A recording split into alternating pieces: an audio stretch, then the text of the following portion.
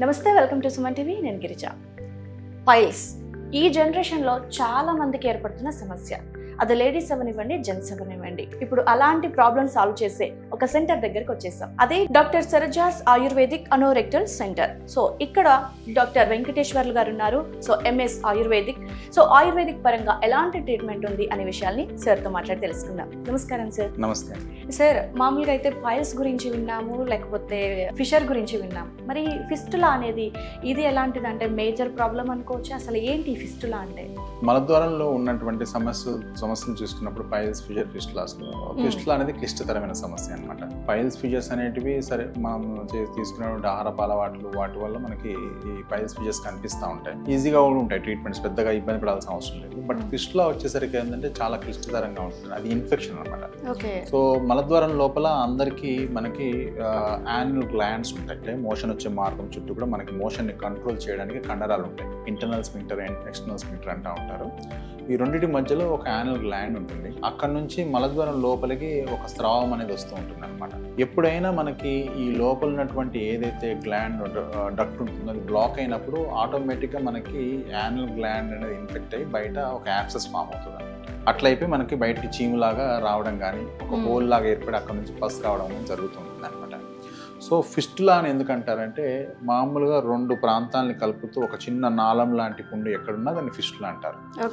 మలద్వారం లోపల ఒక హోలు, మలద్వారం బయట ఒక హోలు ఉండి ఆ రెండింటి మధ్యలో ఒక చిన్న ట్యూబ్ లాంటి కనెక్షన్ ఉంటుంది కాబట్టి దాన్నే ఫిస్టులా ఇన్ యానో అంటారు. సో ఇందాక చెప్పినట్టుగా రావడం గల కారణాలు అంటూ పర్టికులర్గా ఏమీ ఉండవు, అన్నోన్ కాజ్. కొన్నిసార్లు ఏమవుతుందంటే యాన్యుల్ గ్లాండ్ అనేది ఇన్ఫెక్షన్కి కొన్నిసార్లు టీబీ కానీ, అల్సరేటివ్ కోలైటిస్ కానీ, క్రాన్స్ కానీ, ఒక్కోసారి మోషన్ కొంచెం హార్డ్గా పాస్ చేయడం వల్ల కూడా మనకి యాన్యుల్ గ్లాండ్ అనేది ఈజీగా ఇన్ఫెక్ట్ అవుతుంది. ఇన్ఫెక్ట్ అయిపోయి బయట పేషెంట్కి ఒక యాబ్సెస్ లాగా ఫామ్ అవుతుంది, బర్స్ట్ అవుతుంది, చీమ్ వస్తూ ఉంటుంది.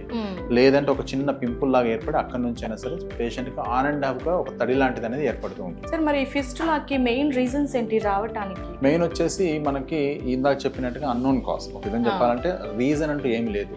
కొన్నిసార్లు ఈవెన్ చిన్న పిల్లలు కూడా, even 10 months baby, 1 year babies కూడా నేను ఫిస్టులా ప్రొసీజర్ చేసినే ఉన్నాయి. సో వాళ్ళైతే నాన్ వెజ్ అవేం తింటారు కదా, వాళ్ళందరూ కూడా మిల్క్ ఫీడింగ్ మీదనే ఉంటారు. బట్ స్టిల్ వాళ్ళలో కూడా ఫిస్టులాస్ కనిపిస్తా ఉంటాయి. So unknown cause. జనరల్ గా యాన్యుల్ గ్లాండ్ ఇన్ఫెక్షన్ అనేది మనకి ఈ ఫిస్టులాక్ అనేది రీజన్ చెప్పొచ్చు. ఇది కాకుండా కొన్ని పెద్ద పేగుకు సంబంధించిన రోగాలు, అల్సరేటివ్ కోలైటిస్ అని, క్రాన్స్ అని, ఐబిడిస్, ఇన్ఫ్లమేటరీ బౌల్ డిసీజ్ అంటారు వాటిని. ఇవి కాకుండా కొన్ని ట్యూబర్క్లోసిస్, వీటిల్లో కూడా మనకి ఈ ఫిస్టులాస్ అనేటివి ఎక్కువగా కనిపిస్తాం. సార్, మరి అంటే ఈ ఫిస్టులా వచ్చింది అని మనకు తెలుసుకోవటం ఎలాగా? సో జనరల్గా ఏంటంటే ఫిస్టులాకి లక్షణం ఎలా ఉంటుందంటే పేషెంట్కి సడన్గా బయట ఒక యాబ్సెస్ లాంటిది మలద్వారం చుట్టుపక్కల ఒక పెద్ద గడ్డయి, అది బాగా ఫీవర్, నొప్పి, వాపు రావడం, అది ఆటోమేటిక్గా పగిలిపోవడం. ఒక్కోసారి సర్జన్ దగ్గర వెళ్తే దాన్ని ఓపెన్ చేసి చీమ్ తీసేస్తూ ఉంటారు. సో ఇట్లా మలద్వారం బయట ఒక గడ్డ లాంటిది ఏర్పడుతుంది అనమాట. అదే కాకుండా ఒక్కొక్కసారి ఒక చిన్న పింపుల్ లాగా కూడా వస్తుంది, చిన్న మొటిమలాగా ఏర్పడి అక్కడ నుంచి తడి అవుతూ ఉంటుంది. పేషెంట్ చెప్తారు మన దగ్గరికి వచ్చినప్పుడు, నాకు మోషన్ వచ్చే మార్గం దగ్గర ఒక చిన్న పింపుల్ లాంటిది ఉంది, అక్కడ నుంచి పసు వస్తూ ఉంటుందండి ఆన్ అండ్ హాఫ్గా. కొన్ని రోజులు వస్తుంది, కొన్ని రోజులు తగ్గిపోయింది, టాబ్లెట్లు యాంటీబయాటిక్ వేసుకుని తగ్గిపోయింది, మళ్ళీ వస్తూ ఉంటుంది, ఇది చెప్తారు. ఇదే కాకుండా అలా పసు రావడం వల్ల అక్కడ చుట్టంతా కొంచెం దురదలాగా రావడము, కొంచెం ఈచింగ్ సెన్సేషన్, లేకపోతే చుట్టంతా రెడ్నెస్ ఉండడము, ఇది మనకి ఈ ఫిస్టులా యొక్క లక్షణం. ఓకే సార్, మరి ఫిస్టులా డయాగ్నోసిస్ ఏ విధంగా ఉంటుంది? సో ముందు డాక్టర్ గారి దగ్గరికి వచ్చి పేషెంట్ ఎప్పుడైతే ఈ కంప్లైంట్స్ చెప్తారో ఆటోమేటిక్గా 90% డయాగ్నోస్ అయిపోతుంది. సో మనం ఏం చేస్తామంటే పేషెంట్ మన దగ్గరికి వచ్చినప్పుడు రెక్టల్ ఎగ్జామినేషన్ చేస్తాం. పర్రెక్టల్ ఎగ్జామినేషన్ అంటారు. జస్ట్ ఫింగర్ గానే యానస్లోకి ఇన్సర్ట్ చేసి చూసినట్లయితే ఇందాక చెప్పినట్టుగా ఫిస్టులాకి 2 హోల్స్ ఉంటాయని చెప్పాను కదా, బయట ఒకటి, లోపల ఒకటి. సో లోపల ఉన్నటువంటి ఏదైతే ఓపెనింగ్ ఉందో మనకి అది చేతికి తగులుతుంది అనమాట, డాక్టర్ గారి చేతికి ఈజీగా. దాన్ని పర్రెక్టల్ ఎగ్జామినేషన్ అంటారు. దాని ద్వారా మనకి ఆ ఫిస్టులా అనేది క్లియర్గా ఏర్పడ్డదా లేదా, ఎలా ఉంది, ఎంత డెప్త్లో ఉన్నది కూడా మనకి ఫింగర్ ఎగ్జామినేషన్ ద్వారా తెలిసిపోతుంది. లేదంటే కొన్ని రకాల టెస్టులు ఉంటాయి మనకి, మన దగ్గర అయితే వీడియో రెక్టోస్కోప్ ఉంటుంది, దాని ద్వారా పేషెంట్ కూడా మనం చూపించవచ్చు ఇంటర్నల్ ఓపెనింగ్ ఎక్కడ ఉంది ఏంటి అని కూడా క్లియర్గా పేషెంట్ చూస్తాడు, పేషెంట్కి మనం ఎక్స్ప్లెయిన్ చేయొచ్చు. ఇవే కాకుండా కొన్నిసార్లు కాంప్లికేషన్స్ ఉన్నప్పుడు, అంటే కాంప్లెక్స్ ఫిస్టులాస్ బాగా డెప్త్గా ఉన్నప్పుడు ఏంటంటే మనం ఎంఆర్ఐ స్కానింగ్ అని, ఎండోయానల్ స్కానింగ్ అని సజెస్ట్ చేస్తాం. అయితే మరి అలోపతి అండ్ ఆయుర్వేదిక్ లో డిఫరెన్స్ ఏంటి ఈ ఫిస్టులాకి సంబంధించి? సో ఫిస్టులా ఏంటంటే మనకి ఎలోపతి ట్రీట్మెంట్స్కి వచ్చేసరికి చాలా రకాల సర్జరీస్ ఉంటాయి, ఫిస్టులోటమీ, ఫిస్టులెక్టమీ, లేజర్ సర్జరీ ఇలా. బట్ ఏమవుతుందంటే అసలు సమస్యలు ఎక్కడ వస్తుందంటే ఈ ఫిస్టులా అనేది మలద్వారం లోపల ఉన్న గోడల్ని క్రాస్ చేస్తూ పోయింది అనమాట. సో గోడలు అంటే కండరాలు, మనకి మోషన్ కంట్రోల్ చేస్తూ ఉంటాయి.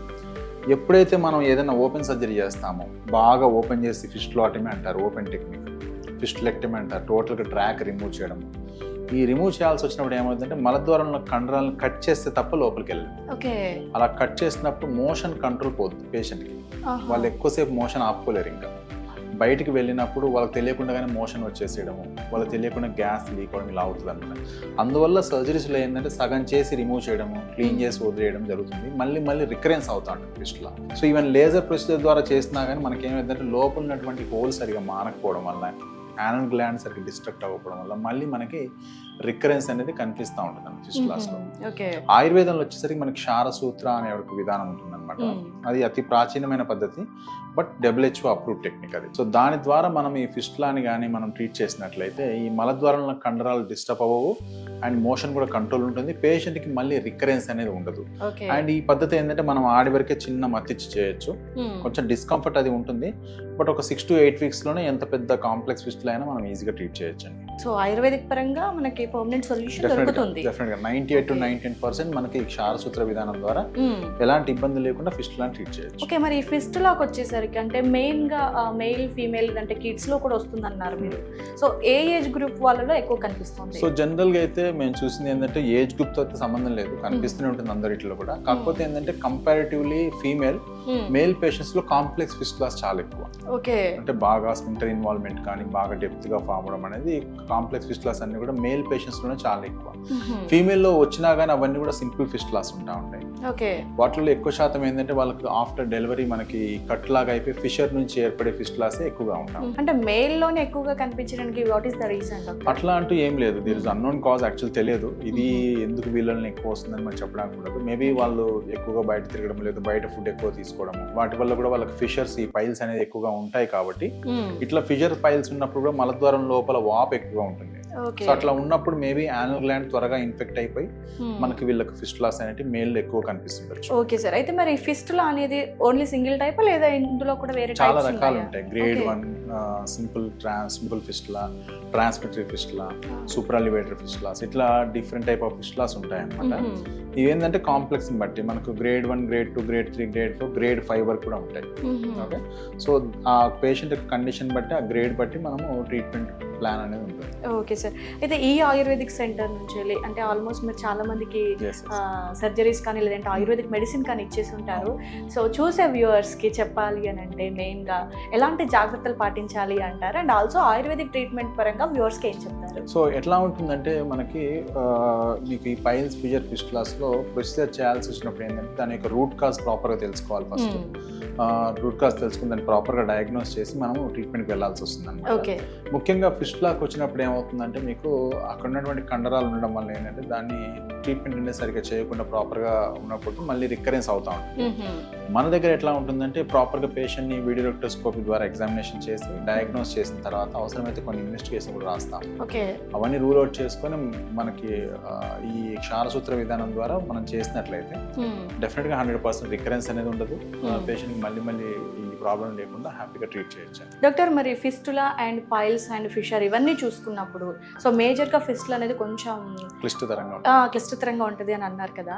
సో మరి వీటన్నింటికి కలిపి ఓవరాల్గా అంటే వ్యూవర్స్కి మీ ఒపీనియన్ త్రూ? సో జనరల్గా ఏంటంటే మనం తీసుకునే ఆహారపు అలవాటు ఎట్లా ఉండాలంటే ఈజీగా డైజెస్ట్ అయ్యే విధంగా ఉండాలి. అండ్ ఒకవేళ మీకు సరిగా ఫుడ్ డైజెస్ట్ అవ్వట్లేదు అంటే ఇమీడియట్గా డాక్టర్ గారిని కలవడం కానీ, లేకపోతే మన దగ్గర దొరికేటువంటి ఏవైతే జీలకర్ర కానీ లేకపోతే వాము కానీ అట్లాంటివి కానీ మనం రెగ్యులర్గా తిన్న తర్వాత యూజ్ చేస్తున్నట్లయితే మనకి డైజెషన్ అనేది చాలా బాగుంటుంది. ఎప్పుడైతే పేషెంట్కి కాన్స్టిపేషన్ కానీ, ఇన్కంప్లీట్ స్టూల్స్ అవ్వడం కానీ, లేదు ఎక్కువసార్లు మోషన్ అవ్వడం కానీ ఇట్లాంటి కంప్లైంట్స్ లేకుండా ఉంటాయో పేషెంట్స్కి ఎవరికి కూడా ఇలాంటి ఇబ్బందులు ఏముండవు.